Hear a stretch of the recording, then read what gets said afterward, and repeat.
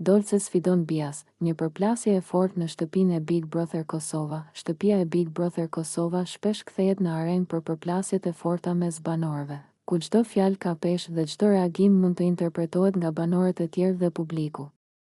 Një nga momentet më të tensionuara ndodhi kur Dolce vendosi të përballej me Bias, duke mos kursyer asgjë nga sinqeriteti dhe vendosmëria e saj. Në një konfrontim të drejtë-për-drejtë, Dolce i tha Bias: "Unë nuk merrem me nivelin tënd, se ti je shumë poshtë.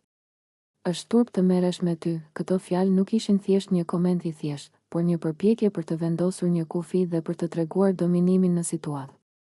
Dolce po e bënte të qartë se nuk do të humbiste kohë me diskutime të kota ose provokime që ajo i konsideronte të pavlefshme.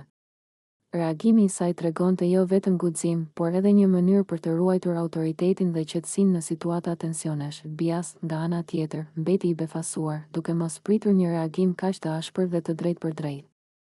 Ai u gjen përballë një kritik të hapur për nivelin e tij dhe për mënyrën se si lidhet me banorët e tjerë. Në këtë moment, u pa qartë se në një shtëpi të izoluar dhe të mbikëqyrur 24/7, fjalët dhe reagimet kanë një efekt të fuqishëm në dinamikën e marrëdhënieve. Ky episod nuk ishte thjesht një debat personal, por një reflektim mbi hierarkinë e komunikimit dhe respektit brenda shtëpisë. Dolce tregoi se pavarësisht presionit të lojës dhe provokimeve, ajo ka aftësinë të ruajë qetësinë dhe të zgjedhë betejat që ia vlen të luftohen. Për publikun, ky moment u bë një nga ato që nënvizojnë karakterin e fortë dhe vendosmërinë e një banori, duke e bërë Dolce të duket e vendosur dhe e pa kompromis. Banorët e tjerë shikonin situatën me habi dhe respekt, disa duke kuptuar mesazhin e Dolce, ndërsa të tjerë duke e parë si një provokim që mund të shndërrohet në debat më të madh.